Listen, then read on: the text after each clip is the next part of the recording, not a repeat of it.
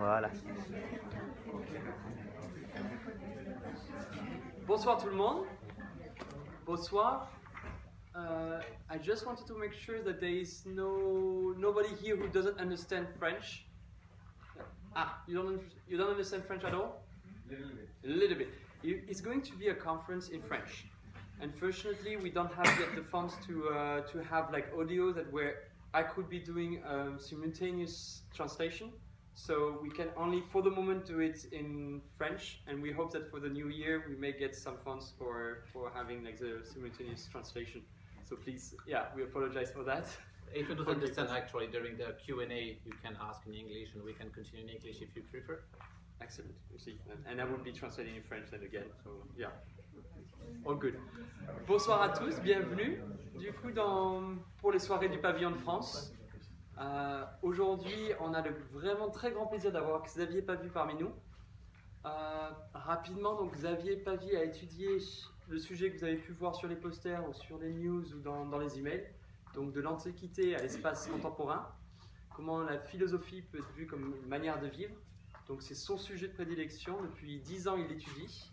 Il étudie à l'université de Paris-Nanterre.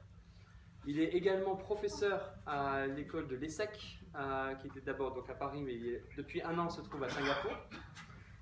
Donc sur le deuxième campus, il se trouve depuis un an. Et son travail est donc de voir, d'étudier la philosophie comme elle se pratiquait, comme elle était étudiée dans l'Antiquité, et voir ces exercices, l'exercice spirituel dans le monde actuel, dans l'espace contemporain. Et finalement, je pense que vous pouvez imaginer comment il a pu rentrer en lien avec Auroville.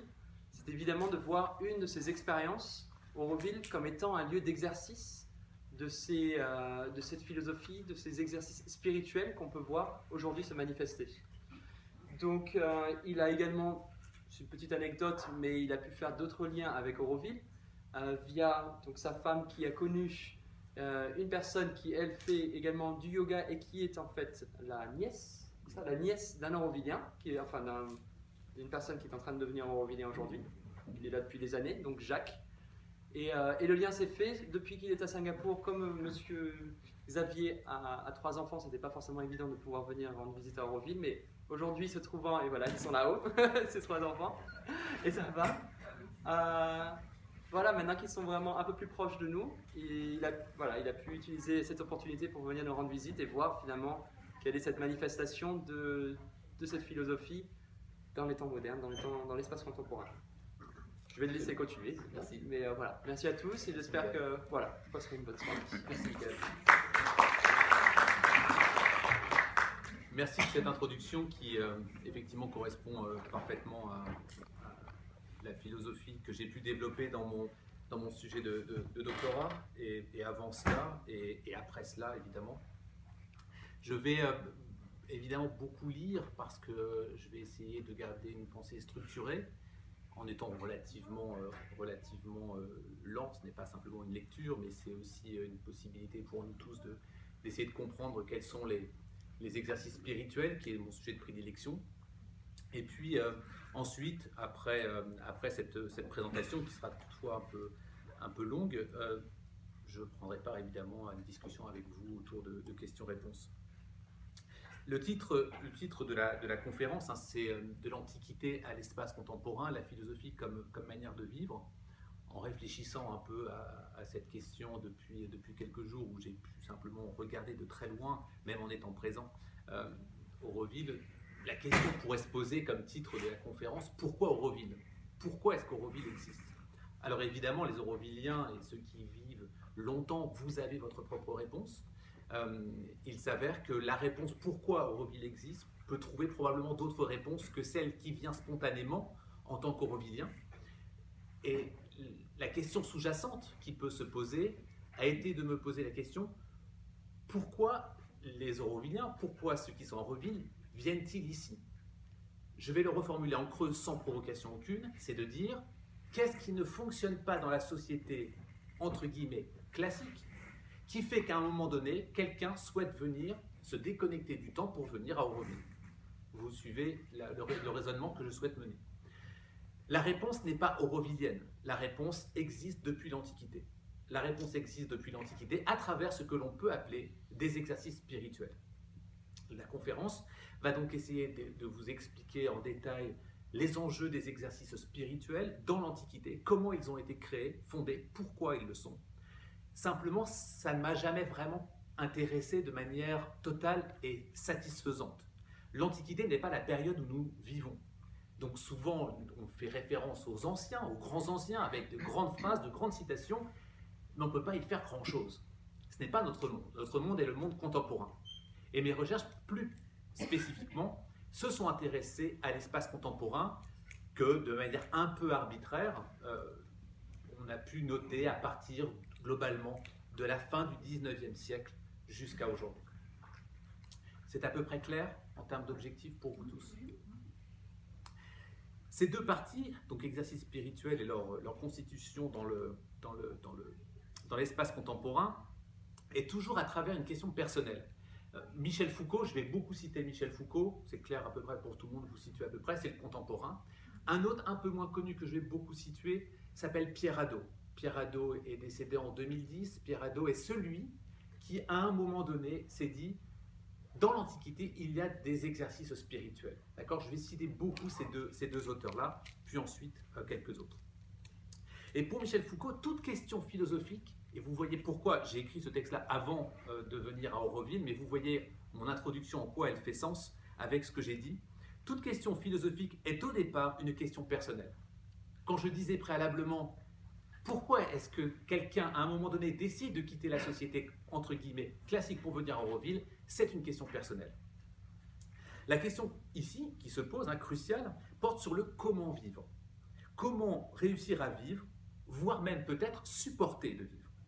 Il s'avère que cette question est la question fondamentale de la philosophie antique, qui est alors, c'est important, considérée comme une discipline destinée à aider l'homme à mieux vivre, à mieux être, à jouir de ce qu'il vit, plutôt qu'à vivre soumis à ses passions, finalement jamais inassouvies. Pour répondre à cela, il y a des exercices spirituels, qui peuvent être des discours, qu'ils soient intérieurs ou extérieurs. Je vais avoir un discours envers moi-même, je peux avoir être en discours avec quelqu'un et recevoir un discours pour atteindre une transformation. Je vais parler un tout petit peu plus tard de conversion.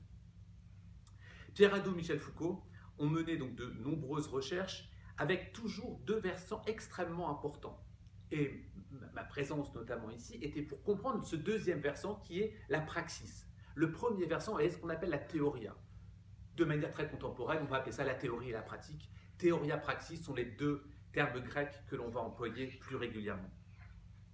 Parce que seule la vie du philosophe, son comportement, sa personnalité, constitue en fait l'accomplissement de la notion complète et intégrale de la philosophie. Vous ne pouvez jamais séparer d'un côté la théorie, de l'autre côté la pratique. Ça ne veut pas dire que ça n'existe pas. Et il y a énormément de controverses autour de ça. Whitehead, un philosophe contemporain, disait que maintenant la philosophie contemporaine, c'est simplement des notes en bas de page. Et il le caricaturait de cette manière-là. Henry David Thoreau, pour ceux qui connaissent, disait il n'y a plus de philosophes, il n'y a que des professeurs de philosophie. Parce qu'il n'y a pas de pratique, il n'y a plus de praxis.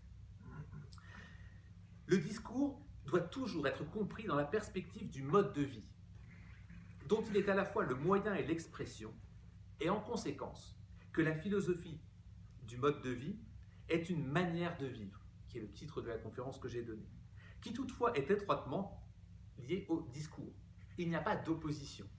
Et on ne peut pas non plus dire, en creux, que la pratique est plus importante que la théorie. C'est bien toujours les deux faces d'une même pièce.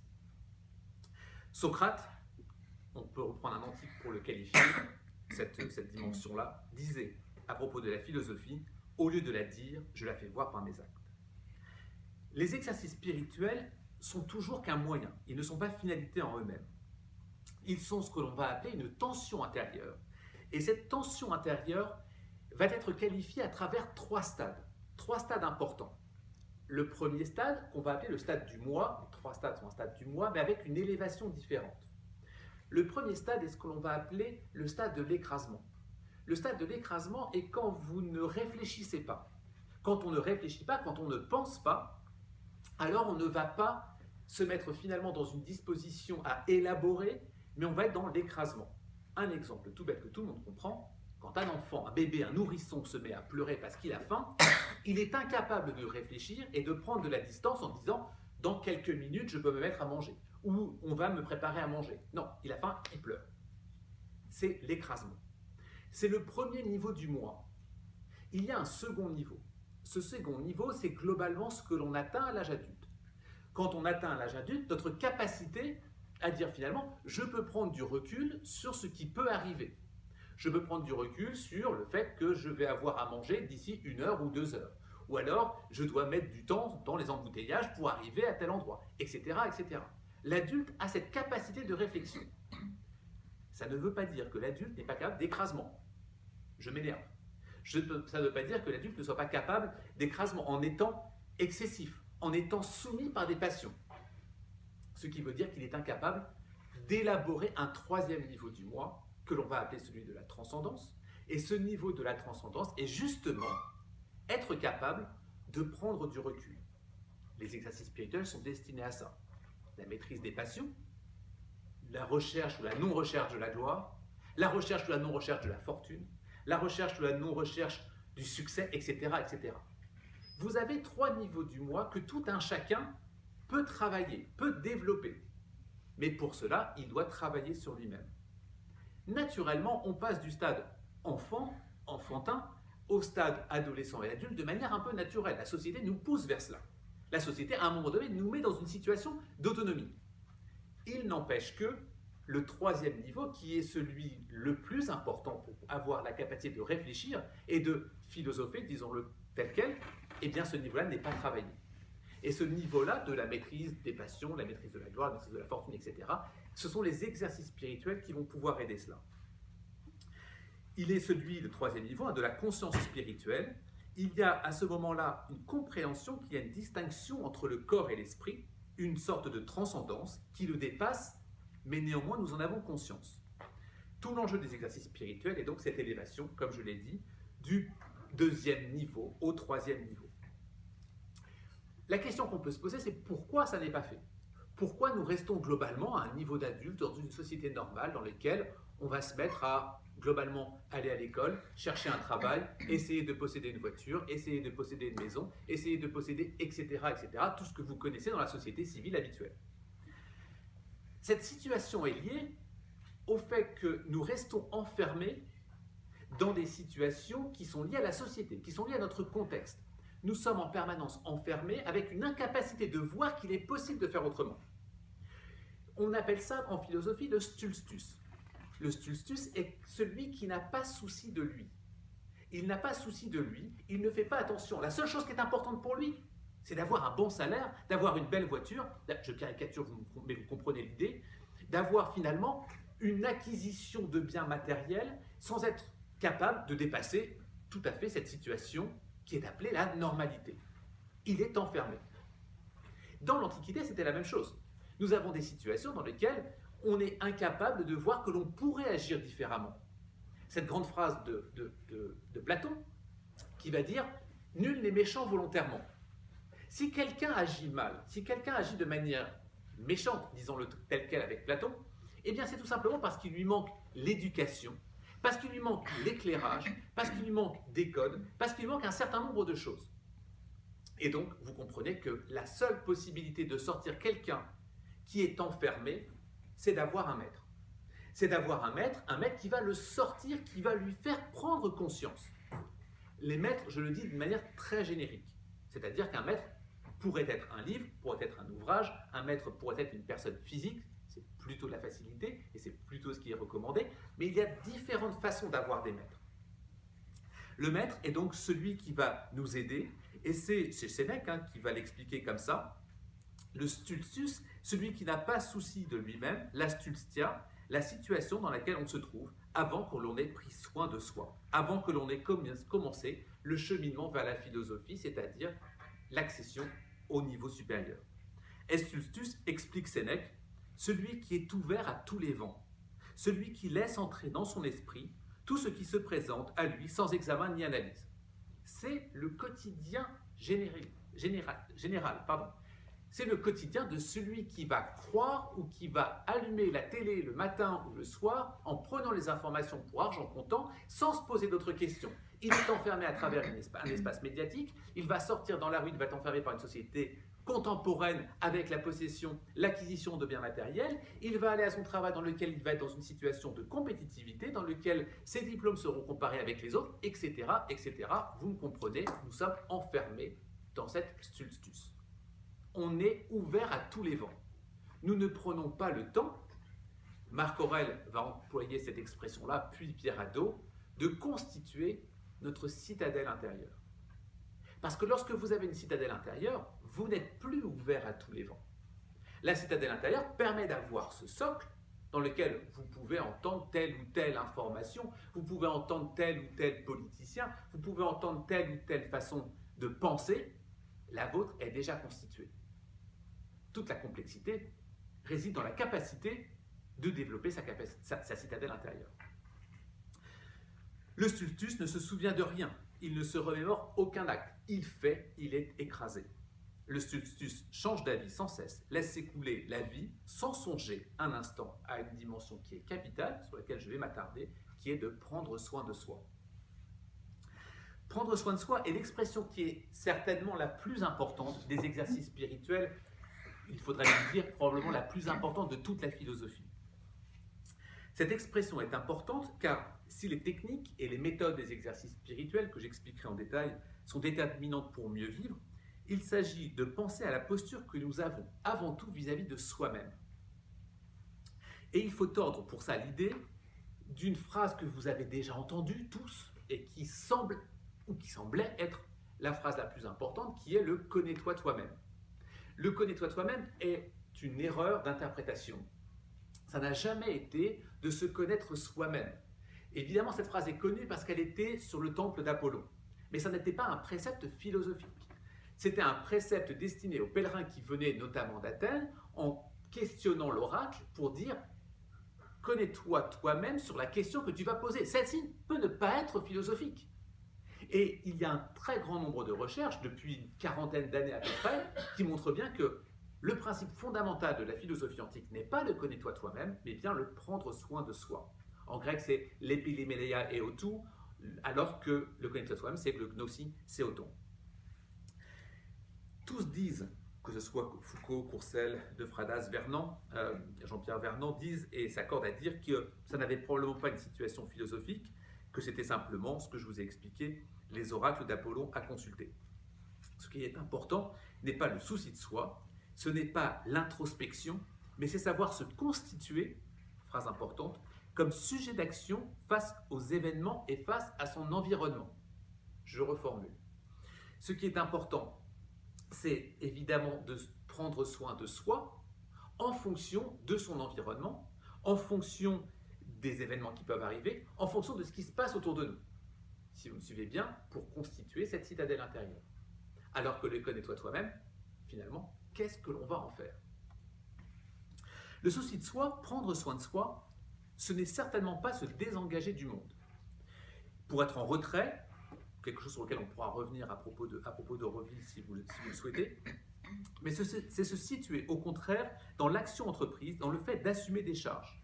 Ainsi, Épictète est dans le souci de soi quand il dit qu'il est nécessaire de se demander quels sont ses devoirs chez soi en tant que père de famille ou quels sont ceux que l'on doit suivre en tant que citoyen.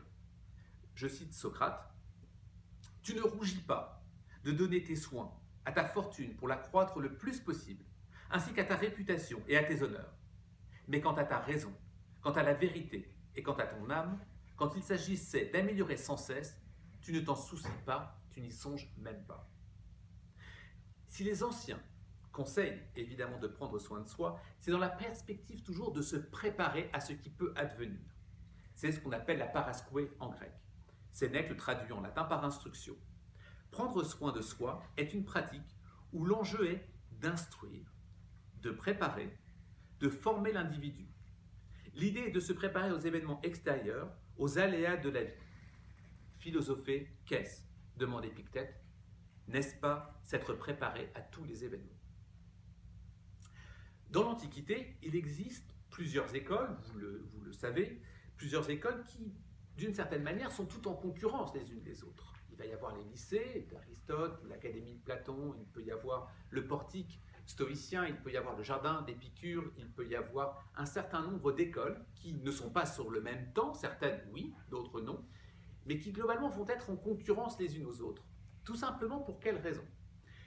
La façon avec laquelle on peut vivre mieux, qui va être l'objectif final. Eh bien, plusieurs écoles, plusieurs philosophes vont avoir une perspective différente. Certains vont vouloir considérer que la mort est extrêmement importante, il faut prendre ça tous les jours, conscience, tous les jours il faut en avoir conscience, tous les jours il faut s'y référer. D'autres vont dire, mais non, puisque la mort ne nous concerne pas, elle n'est pas là, ou quand on sera mort, elle ne sera plus, eh bien alors il ne faut pas la considérer. Deux opinions très différentes. C'est ce qui explique la diversité des écoles philosophiques. Ce que j'explique là sur la mort, c'est valable également sur la façon de gérer les passions. C'est également valable sur la façon avec laquelle on doit se comporter dans la vie sociale. Trois écoles vont nous intéresser ici, sur lesquelles je vais m'arrêter plus particulièrement. Il y a une école stoïcienne, une école épicurienne et une école cynique. Chez les stoïciens, qui est la plus ancienne ici, l'enjeu pour ces écoles, pour ces disciples, est de se préparer à ce qui peut advenir et se maîtriser. Dès lors, il faut apprendre à maîtriser ses passions, accepter tout ce qui arrive comme conforme à un ordre universel qui est celui de la nature. Vous connaissez cette phrase extrêmement importante, il y a des choses qui dépendent de moi, il y a des choses qui n'en dépendent pas. C'est le grand précepte stoïcien, et en fonction duquel, ce précepte, je vais agir de cette manière ou d'une autre manière. Il faut apprendre à maîtriser les passions, accepter que tout ce qui arrive est conforme à un ordre universel, qui est toujours celui, pour les stoïciens, de la nature. Marc Aurèle a cette grande phrase, pour anticiper ce qui peut arriver et se préparer, comme je l'ai expliqué préalablement, dès l'aurore, dis-toi à l'avance que tu rencontreras un indiscret, un ingrat, un insolent, un fourbe, un égoïste. Pour les stoïciens, il faut s'habituer à avoir chaque jour la mort devant les yeux, pour l'apprivoiser, ne pas la craindre, et se rappeler que nous allons mourir. Enfin, accepter, je l'ai dit, que certaines choses dépendent de nous ou ne dépendent pas. Une phrase importante qui est dans le manuel d'Épictète, ne cherche pas à ce que les événements soient comme tu veux, mais veuille que les événements soient comme ils sont, et tu seras dans la sérénité. Mais vous imaginez bien l'exercice fondamental, extrêmement complexe, de mise en pratique de cette phrase. Deuxième école, les épicuriens. Pour eux, ce qui est important, c'est prendre soin de l'âme, qui domine, et il faut pour cela suivre plusieurs propositions. L'une des plus importantes propositions, qui est importante chez les épicuriens, est que la vie est fondée sur le plaisir, mais que ce plaisir, vous connaissez évidemment ce précepte connu de l'épicurisme, mal compris dans la société contemporaine, parce que selon les épicuriens, le plaisir n'est pris que par l'absence de déplaisir. D'accord ? Le plaisir est pris que par l'absence de déplaisir. Autrement dit, pour tordre le cou à une idée bien connue que les épicuriens, c'est ceux qui aiment bien manger, bien boire, etc., c'est tout sauf ça. C'est au contraire, je vais prendre du plaisir si je mange de manière très modérée, si je bois de manière très modérée, parce que je ne risque pas d'atteindre du déplaisir. Globalement, être malade, grossir, etc., etc. Cette dimension-là est appelée l'ataraxie chez les épicuriens. Pour eux, puisque ce que je viens de vous dire est au contraire de diminuer ces plaisirs et ne pas en rechercher de plus, le plaisir est donc extrêmement facile à obtenir. Il s'agit d'avoir très peu de besoins. Il faut se subvenir, c'est très clair à retenir pour les épicuriens, se subvenir aux désirs naturels et nécessaires. Les plaisirs naturels et nécessaires suffisent pour être heureux. Cela s'oppose, plaisir naturel et nécessaire, c'est je veux manger un petit peu parce que j'ai faim, si je ne mange pas, je vais finir par mourir ou dépérir, et j'ai besoin d'eau, j'ai besoin de boire pour pouvoir vivre. Mais c'est tout, ce sont des besoins naturels et nécessaires. Ils sont naturels, c'est naturel et nécessaire pour pouvoir vivre. Mais à cela va s'opposer d'autres types de désirs. Et c'est cela qu'il faut combattre. Les désirs naturels et non nécessaires. Naturels, non nécessaires, à l'époque, on pouvait dire que selon Épicure, que la question de l'acte sexuel pouvait être un plaisir naturel, mais est-ce qu'il est nécessaire? Il n'y avait pas lu Freud, vous comprenez? Et la question, c'est se poser la question, c'est naturel d'avoir des envies sexuelles, est-ce que c'est nécessaire? Ben non, parce que ce n'est pas forcément nécessaire pour pouvoir survivre.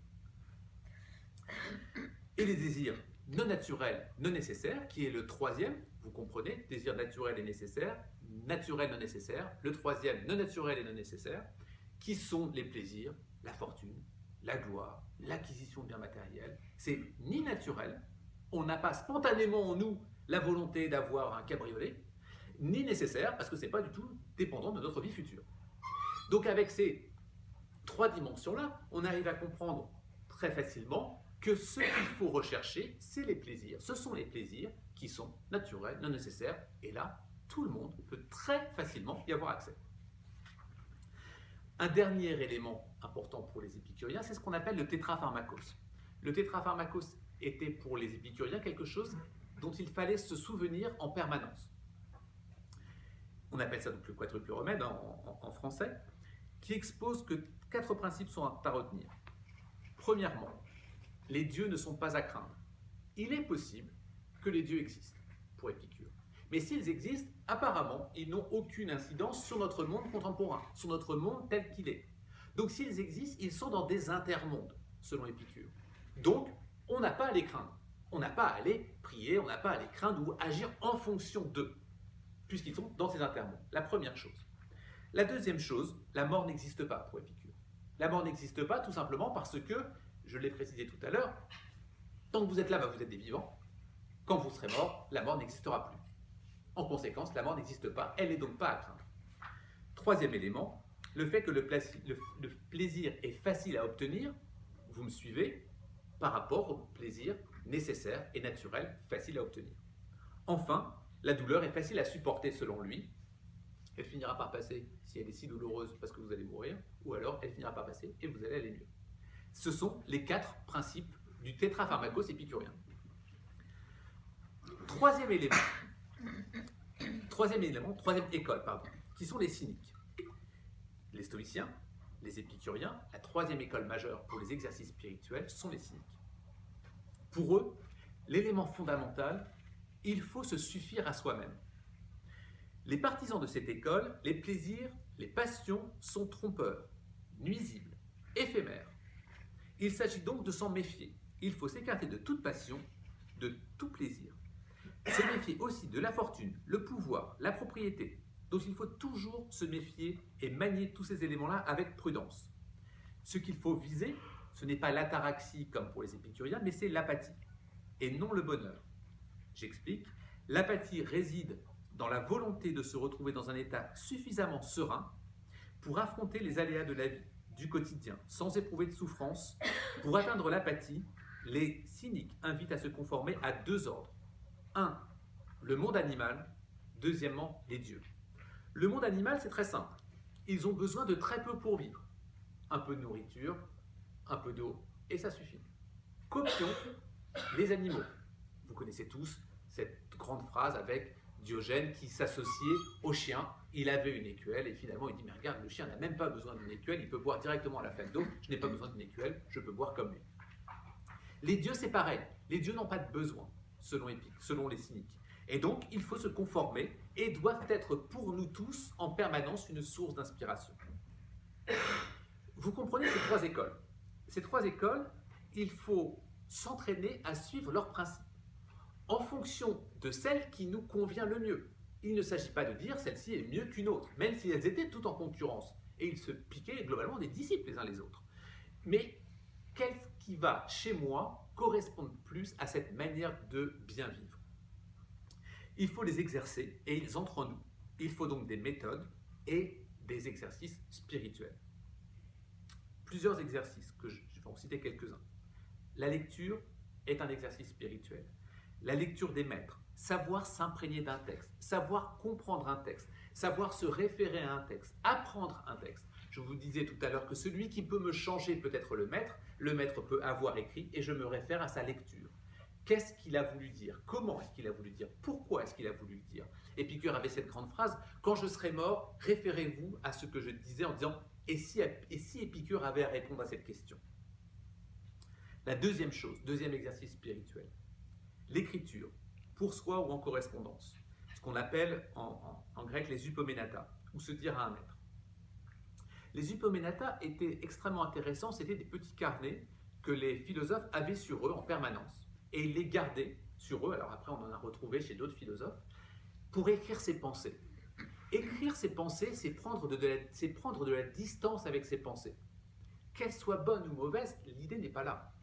Que votre pensée soit, comment dire, avouable ou pas avouable, la question n'est pas là. Peut-être même au contraire. Si vous avez une pensée non avouable ou une forme de confession, eh bien l'idée est de les écrire pour prendre de la distance avec elles. Et ces idées-là, vous allez y revenir un peu plus tard. Eh bien c'est la même chose dans la correspondance. Dans la correspondance, quand le maître écrit à son disciple, eh bien, c'est valable aussi dans ce sens-là, mais quand le disciple commence en tout cas à écrire à son maître, il va aller rechercher des conseils. Quand, un exemple que j'ai en tête, quand un disciple de Pythagore avait un souci sur sa colère, il se mettait tout le temps en colère. Il était ennuyé parce qu'il ne savait pas comment gérer cette colère-là.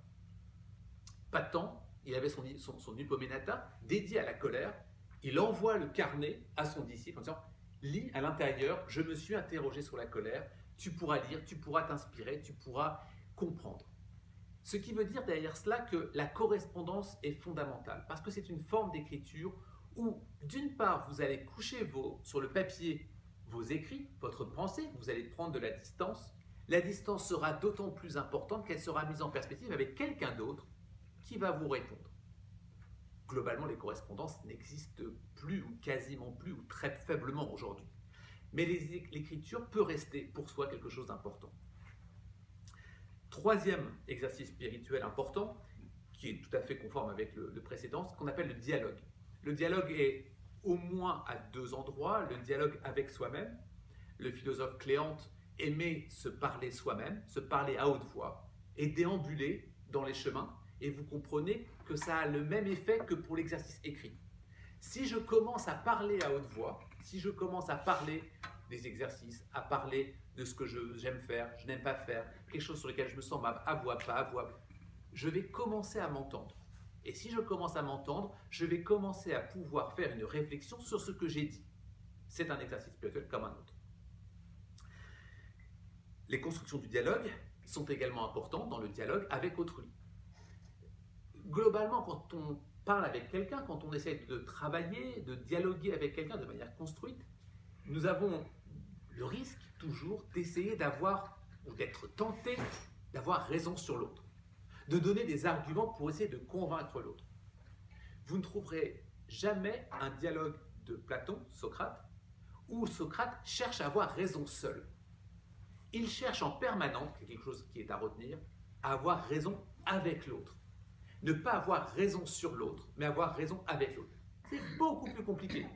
C'est beaucoup plus simple d'arriver avec une armada d'arguments, d'étouffer son adversaire, et dire finalement, avec mes sophismes, j'arrive à convaincre l'autre. Par contre, si demain on se dit, je veux essayer d'avoir raison avec lui, ben là, il faut se remonter les manches, et c'est cet exercice spirituel qui est celui du dialogue. Il y en a d'autres, l'ascèse physique, qui est très importante. On a besoin de prendre soin de son corps, j'y reviendrai un peu plus tard dans l'espace contemporain, mais chez Épicure c'est très, très important, avec la diététique, la pratique sportive, et également l'examen de conscience, l'examen des rêves, etc. Quand vous comprenez toutes ces écoles, vous avez finalement un objectif. J'en ai parlé tout à l'heure, j'y reviens maintenant, et votre objectif final, il est de se convertir. La conversion est quelque chose que l'on va chercher à obtenir pour devenir quelqu'un d'autre. Ce qui ne vous a pas plu chez vous, ou ce que vous cherchez à changer chez vous, à transformer, eh bien c'est se convertir comme une pièce que l'on va retourner en devenant quelqu'un d'autre.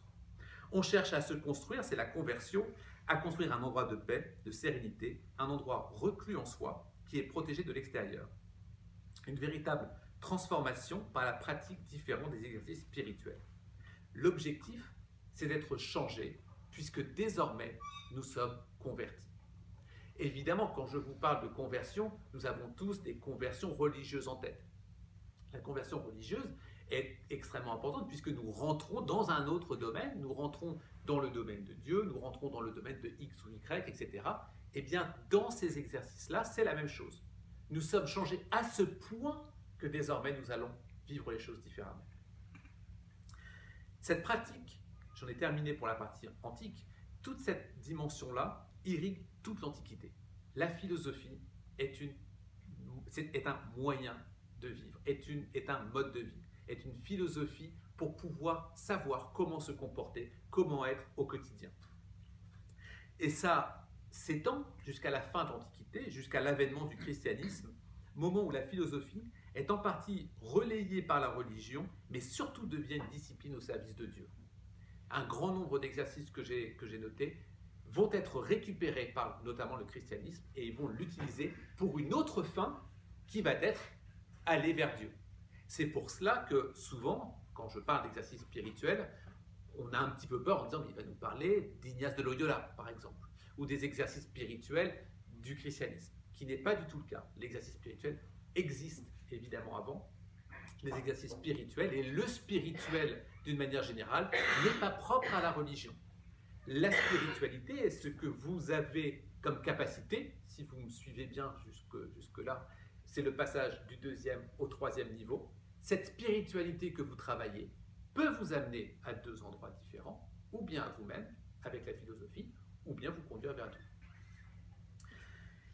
Ce n'est qu'avec Erasme, puis au XVIe siècle, avec Montaigne, ses essais, que l'on va retrouver des accents antiques. Vous connaissez cette phrase de Montaigne, philosopher, c'est apprendre à mourir. Au siècle suivant, avec Descartes et son doute, proche de celui des anciens. XVIIIe siècle, Shaftesbury, qualifié de champion moderne du stoïcisme. Rousseau, qui connaît bien les écoles, notamment les cyniques, et il se réclame par certains comportements.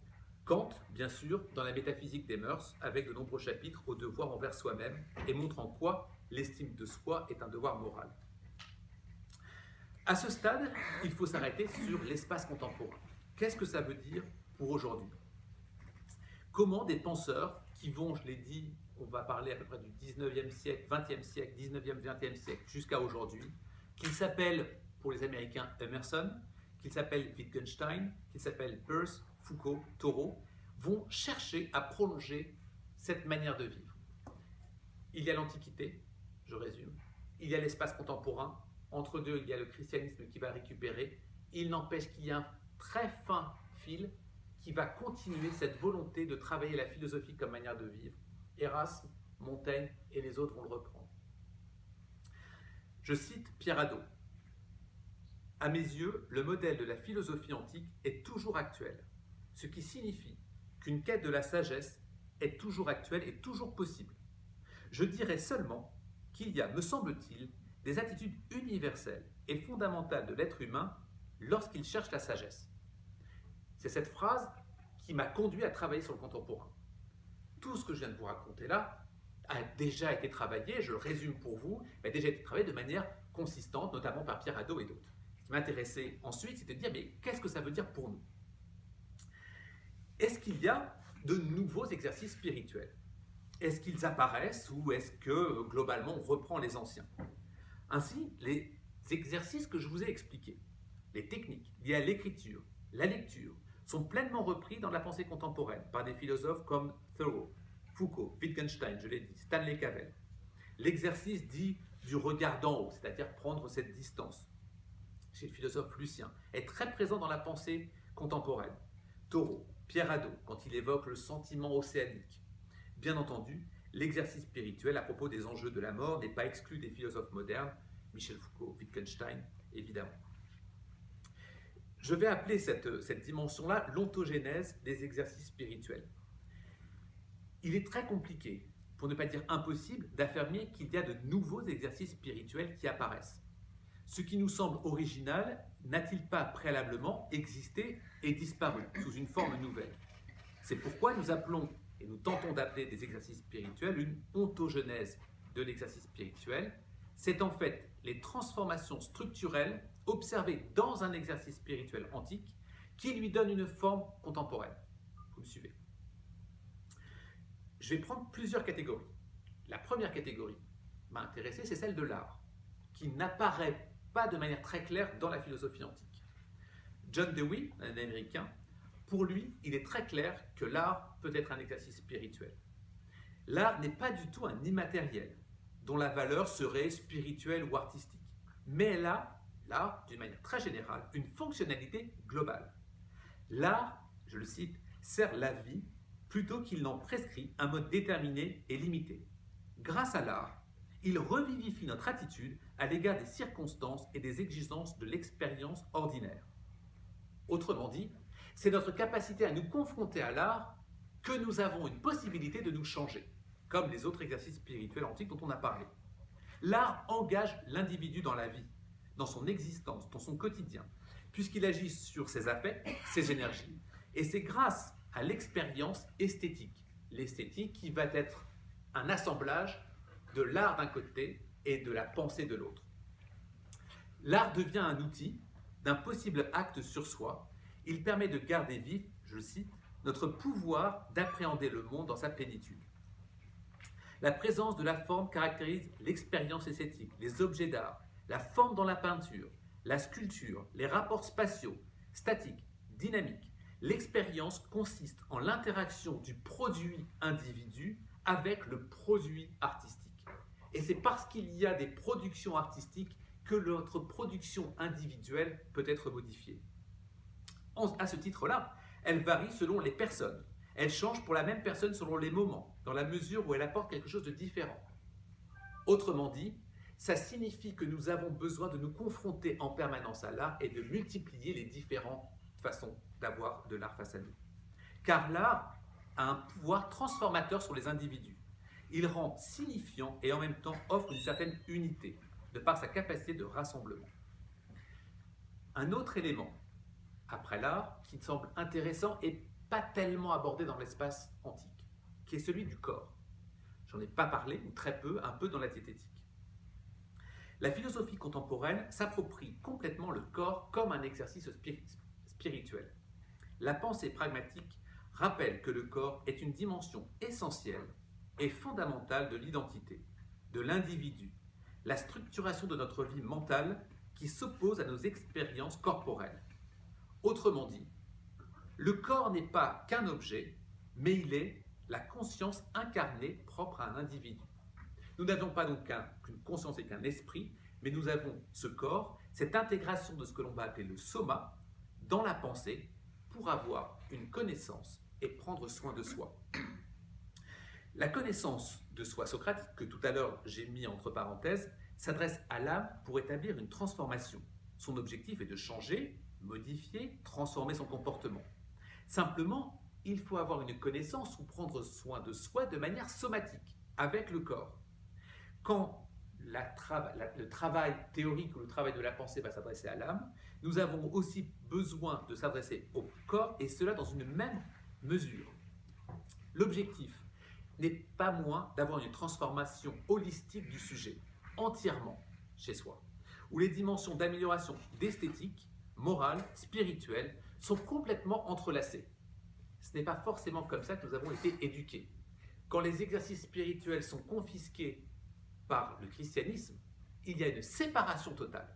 Le corps n'est pas bien, on le rejette, on le met de côté. Ce qui est important, c'est la recherche, la purification de l'âme. La philosophie contemporaine revient sur ces aspects en disant « ça n'est pas vrai ». Le sujet est composé d'au moins deux éléments, le corps et l'âme, et nous avons besoin d'avoir cet entrelacement extrêmement important. C'est la transformation holistique.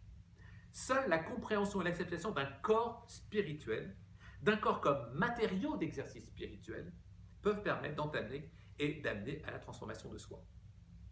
L'art est un exemple, le corps est un exemple. Un troisième exemple que je voudrais aborder avec vous, c'est celle de la communauté, qui est évidemment proche de ce que vous pouvez vivre ici. Les exercices spirituels sont souvent vus et même jugés comme quelque chose de très individuel, de très personnel, de quelque chose presque d'élitiste. Ce qui est vrai, mais pas seulement. L'espace communautaire peut jouer un rôle sur la transformation de soi, comme c'était le cas, évidemment, avec le jardin d'Épicure. La communauté, c'est-à-dire les autres, peuvent nous aider à nous réaliser nous-mêmes.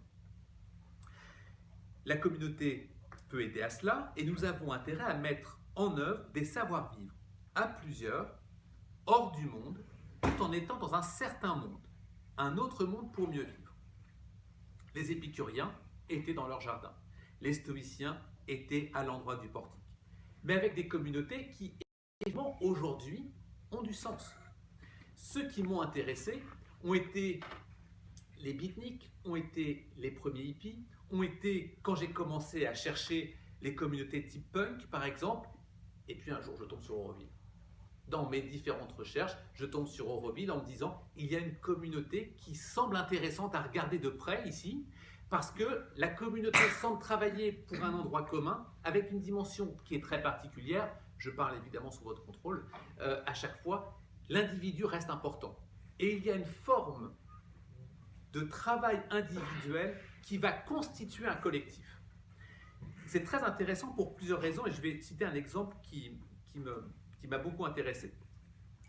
L'exemple, j'ai cité les beatniks, j'ai cité également les participants du Burning Man, qui peuvent être également dans ce genre d'approche, avec des règles très particulières, l'inclusion solidaire, la pratique du don désintéressé, l'affranchissement des lois du marché, l'autosuffisance radicale, l'expression de soi radicale, l'effort en commun, la responsabilité civique, l'engagement de ne pas laisser de traces sur son passage, la participation et le moment présent, la concentration silencieuse telle qu'elle peut être rappelée ici parfois. Ce sont les 10 règles du Burning Man.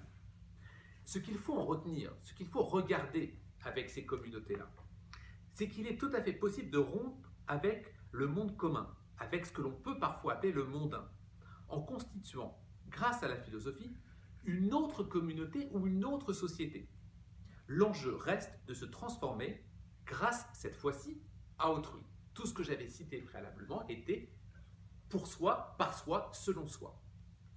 Et dans le même temps, transformer l'autre, ensemble. C'est un peu le cas, me direz-vous, du dialogue que j'ai abordé.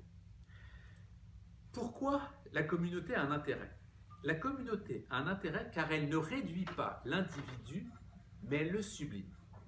Il faut envisager la communauté comme un lieu de réalisation de soi où peuvent s'établir de nouvelles situations relationnelles en dépassant les structures traditionnelles. Les structures traditionnelles, la famille, le voisin, les collègues. Le truchement de nouvelles rencontres, de nouvelles façons de se rencontrer également.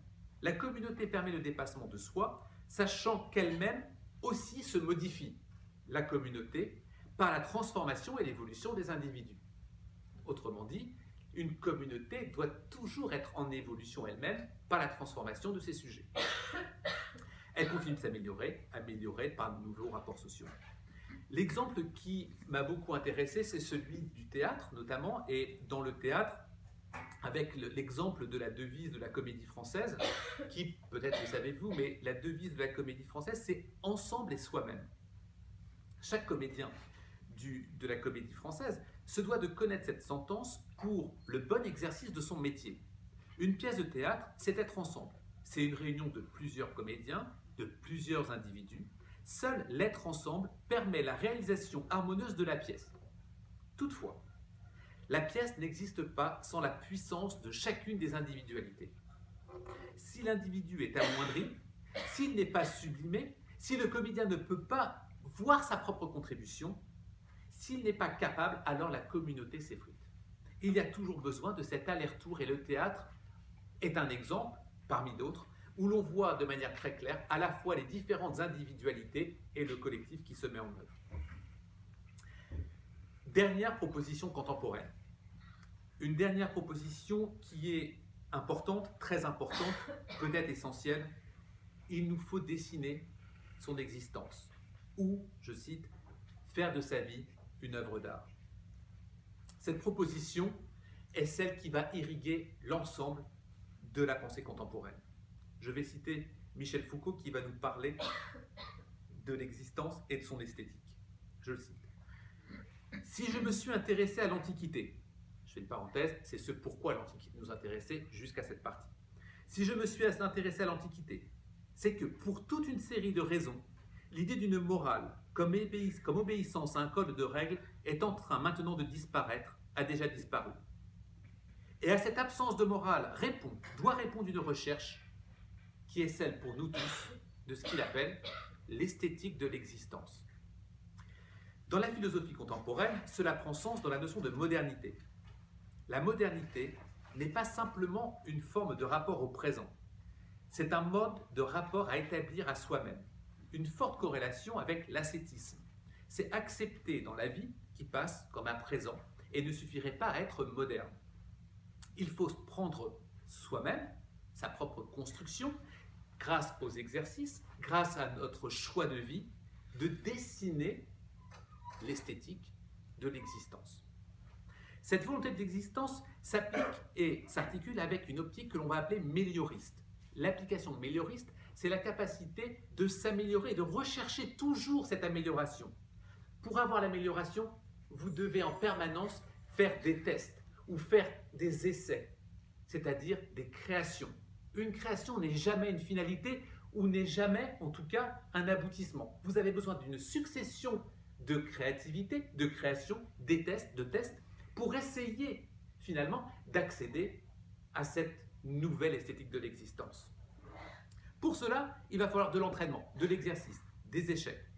Il faut donner un style à sa vie au prix d'un patient exercice, d'un travail quotidien, insiste Foucault, comme un travail artistique, comme l'exercice, comme l'entraînement. Ce qui fait l'intérêt principal de la vie et du travail est que finalement, tout cela peut vous permettre de devenir quelqu'un de différent. Quelqu'un qui va être dans un nouveau départ, dans une forme d'esthétique de l'existence où vous pouvez refuser votre passé pour construire une nouvelle esthétique de l'existence que vous-même vous décidez, dès lors que vous décidez de choisir une nouvelle existence. La philosophie, la vraie, ne doit pas-elle être une vie radicalement autre que celle que nous avons donnée, que nous, en tant que parents, en tant qu'éducateurs, en tant qu'écosystème des individus, nous ne donnons pas aux autres. Je vais m'expliquer clairement sur cette dimension qui est très importante. Et je vais conclure sur cette dimension. Dans l'Antiquité, vous aviez ce qu'on appelle le bivium. Le bivium est représenté avec la forme du Y. La forme du Y, je ne peux plus le dessiner, mais vous avez globalement le tronc, et puis vous avez deux branches. Eh bien, dans l'Antiquité, il y avait une représentation avec un tronc majeur, important, et puis une branche relativement courte, assez épaisse, droite. Dans l'autre côté du Y, vous avez une branche plus fine, et puis elle est courbe, elle prend des allers-retours, elle est finalement sinueuse, mais elle va beaucoup plus haut que la précédente. La question est la suivante. Quel choix prenez-vous dans votre vie? Est-ce que finalement le tronc commun n'est pas ce qu'ont fait de vous vos parents au sens très large du terme, votre éducation, votre environnement, tous ceux qui ont été autour de vous, qui vous ont constitué. Globalement, vous n'avez pas eu beaucoup de choix. Et dans le début de votre existence et pendant un certain nombre d'années, globalement, nous sommes entourés, encadrés, programmés autour d'un certain écosystème. Et puis, tout ce que j'ai raconté au début sur ce que vous souhaitez faire dans votre vie, l'acquisition de biens matériels, le choix du travail, l'acquisition de diplômes, etc., est finalement la voie la plus simple. Ça ne veut pas dire qu'il n'y a pas de travail. C'est la voie la plus simple, la voie la plus droite. Je veux finalement avoir mon baccalauréat, je veux finalement avoir ces études, je veux finalement avoir un travail, mon conjoint ou ma conjointe, et puis je veux avoir la télévision, la voiture, posséder une maison secondaire, etc. Mais il y a des choses beaucoup plus compliquées.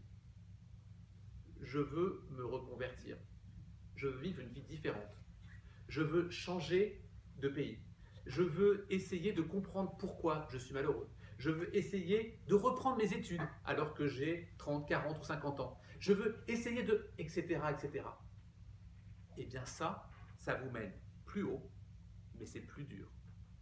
Cette dimension-là est appelée le bivium dans l'Antiquité. Elle existe dans l'Antiquité, notamment chez les pythagoriciens, c'était même le signe de la secte. Alors on appelait la secte à l'époque quelque chose qui était la communauté. Et il fallait expliquer aux disciples que finalement, le chemin qu'il allait prendre en rentrant dans cette école pythagoricienne, eh bien ça va être un chemin compliqué. Il va falloir lire des textes très compliqués. Il va falloir apprendre à se taire pendant 2 ans. Il va falloir apprendre à écrire, à partager avec son maître, etc. Vous auriez pu être autre chose. Faire beaucoup plus simple. C'est votre choix d'exister. Cette dimension-là, j'aime utiliser l'expression de Stanley Cavell avec cette branche la plus simple, est celle du désespoir tranquille. Le désespoir tranquille est finalement le choix facile que nous faisons dans notre vie, au lieu de prendre et de choisir ce dilemme que nous avons en permanence. Hésiode, dans son poème Les Travaux et les Jours, fait référence à ce bivium. Je le cite. Le vice, il est facile d'y atteindre. La route est unie et près de nous qui l'habite. Mais devant, la vertu, les dieux immortels ont placé la sueur, un sentier long, escarpé, qui conduit vers elle, raboteux d'abord. Mais dès qu'on est arrivé au sommet, elle devient aisée malgré sa difficulté. Une autre citation de Prodicos le sophiste. Les jeunes gens, donc après ce tronc fondamental, devenant indépendants, déjà laissent voir s'ils se dirigeront vers la vie par le chemin de la vertu ou par celui du vice.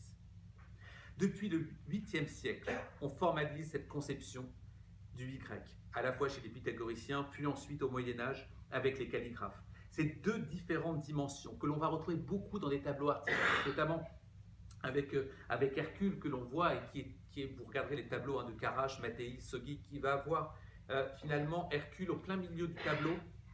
Regardez vraiment, c'est très intéressant de regarder ces tableaux de représentation d'Hercule par ses grands maîtres, notamment italiens. Vous avez Hercule qui a accompli les méfaits que l'on connaît, et puis il a deux choix. Ou bien il va vers les nymphes, le choix facile, il peut, elles sont là, elles l'accueillent, ou bien il doit accomplir ses 12 travaux pour essayer de retrouver et recouvrer finalement ce qu'il a vécu. En conclusion, ça va être ce que l'on appelle le choix d'exister. Ce bivium est au cœur de la proposition, avec cette phrase, cette injonction de Thucydide, extrêmement importante. Dans la vie, il faut choisir, se reposer ou être libre. Le choix d'exister, c'est le choix de la conversion philosophique. C'est le chemin le plus sinueux, complexe, mais celui qui nous mène le plus loin, le plus haut. La simplicité, la facilité est de choisir le chemin le plus court, visible, accessible, celui que nos parents nous ont donné, l'environnement nous a donné, plutôt que le chemin qui est long, étroit, sinueux, dont la finalité n'est pas perceptible, parce que vous ne savez pas ce que vous allez trouver en haut du chemin. Nous passons notre vie, possiblement, à contempler ce chemin de la sagesse, avec des regrets. À chaque fois, on se dit, mais si finalement ce n'est pas trop de sacrifices, trop d'efforts pour s'y engager. Il y a souvent ce décalage entre nos désirs de sagesse et nos actes du quotidien. Personne ne s'oppose au fait de méditer. Pourtant, combien sont ceux qui pratiquent la méditation? Peu de monde reste indifférent devant la souffrance des animaux. Combien sont végétariens? Rares sont ceux qui pensent qu'écrire des pensées est inutile. Combien prennent le temps de coucher sur le papier leurs réflexions? Tout simplement parce que méditer, être végétarien, écrire ont certes un bénéfice sur le mieux-être, mais au prix de temps, d'efforts, de concentration, de sacrifice, c'est le chemin sinueux. Regarder la télévision procure un divertissement beaucoup plus simple et rapide. Manger de la viande est un réflexe qui nous est donné par notre environnement, procure possiblement un plaisir gustatif jouissif pour certains. Ne pas se confronter à ces pensées beaucoup plus simples que finalement se laisser porter par celles-ci. Et ces courts exemples montrent bien qu'il y a des exercices spirituels pour ici et maintenant dans l'espace contemporain. Ces efforts sont nécessaires. C'est l'investissement qui n'est pas naturel, qui n'est pas un réflexe et qui demande de l'exercice, de l'entraînement pour pouvoir passer les différents stades dont je vous ai parlé tout à l'heure. La matière que nous cherchons à transformer, à changer, est notre esprit, notre âme. Cette matière ne nous est pas inconnue et il faut se rendre à l'évidence que nous passons notre vie à la modifier, ne serait-ce qu'inconsciemment. L'environnement, les rencontres, naturellement vous nous changez. Mais est-ce que c'est le chemin que nous avons choisi de changer ou est-ce que finalement nous restons ouverts à tous les vents, comme je l'ai expliqué tout à l'heure? La position que nous cherchons est de se contrôler du mieux possible ce qui va nous changer. Quelle situation voulons-nous vivre?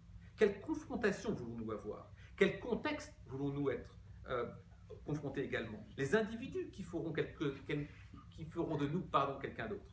Cela nous oblige à faire des choix face à ce qui se présente, à provoquer certaines situations. Se convertir aux exercices spirituels, c'est se prendre en main, entrer sur le chemin de soi, un chemin qui forcément va être sinueux. Mieux vivre nécessite de se battre pour accepter notre quotidien, pour le réenchanter, l'inventer, finalement faire de sa vie une œuvre d'art, l'esthétique de l'existence. Et dans tous ces cas, le combat est lié à la confrontation à l'ordinaire à prendre soin de soi. Et prendre soin de soi, c'est un combat permanent. Merci beaucoup.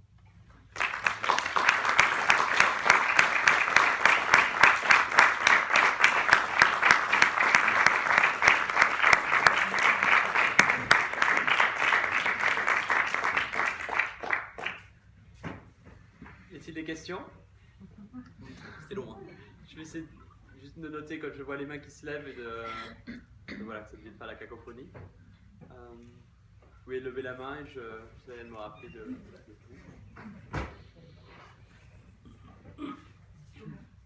T'as pas beaucoup de succès. Oui, je pense qu'il faut lancer le questionnement. Je m'interroge sur, moi ce que je reçois comme ça, hein, la simplification de la vision, de la voie courte et facile et de la voie longue, difficile et féconde. Et j'ai tellement d'exemples de personnes qui ont choisi des voies apparemment courtes, faciles, etc. Et en fait, ils rayonnent. On les voit, ils sont bien, on est heureux avec eux parce qu'ils ont un certain équilibre. Et d'autres qui sont allés chercher les voies difficiles et finalement se sont autodétruits, se sont rendus malheureux, ont rendu malheureux les autres. Et que c'est pas si simple que ça, que chacun a un peu son propre cheminement et que, en fait, il y a beaucoup de cheminements qui sont féconds et d'autres destructeurs, donc on ne peut pas forcément les prévoir. Oui, vous évidemment pas de réponse à cette bonne remarque. Il n'y a pas de réponse. La question qui se pose derrière ce que vous dites, d'une part, ce que l'on peut imaginer des voies courtes et faciles avec succès, entre guillemets, de personnes heureuses, ne veut pas dire que pour elles n'était pas un chemin compliqué, ne veut pas dire que pour elles ça n'a pas été un chemin sinueux, etc. Vous pouvez avoir autour de vous des personnes qui semblent avoir les bons diplômes, les bonnes réussites et être heureux, mais quel a été leur propre passé? Peut-être que ça a été compliqué pour eux à ce moment-là. Et surtout, la complexité de la voie longue et sinueuse, c'est les tentatives et les échecs. C'est-à-dire que, évidemment qu'il faut tenter, il faut essayer, il faut reprendre en permanence pour pouvoir essayer d'évoluer sur cette route-là. Ça ne veut pas dire qu'il n'y a pas d'aller-retour entre une voie simple et une voie sinueuse. Autrement dit, est-ce que votre propre vie n'est pas, je vais le dire de manière un peu rapide, ne m'en voulez pas, je ne m'adresse pas à vous, à titre personnel, mais est-ce que ma voie simple et rapide n'est pas je veux rester avec mon conjoint, avec ma femme, etc. et je vais prendre des risques qui sont autres dans ma propre vie, dans mon propre cheminement personnel, il peut être professionnel, il peut être dans l'éducation, il peut être dans tout ce que je veux, mais je vais avoir finalement une vie simple. L'idée n'est pas de tout casser forcément, l'idée est de se dire quelles sont les voies sinueuses que je peux prendre.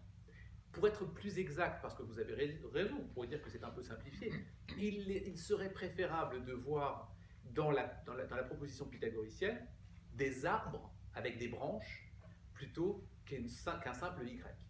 Mais c'est vrai que les pythagoriciens l'utilisent beaucoup pour les jeunes adultes, en disant quel choix vas-tu prendre, et il faut s'assurer d'une bonne éducation pour savoir comment se construire et se constituer pour être capable de faire ces allers-retours. J'ai trouvé ça très intéressant, notamment la notion de prendre soin de soi. Il y a juste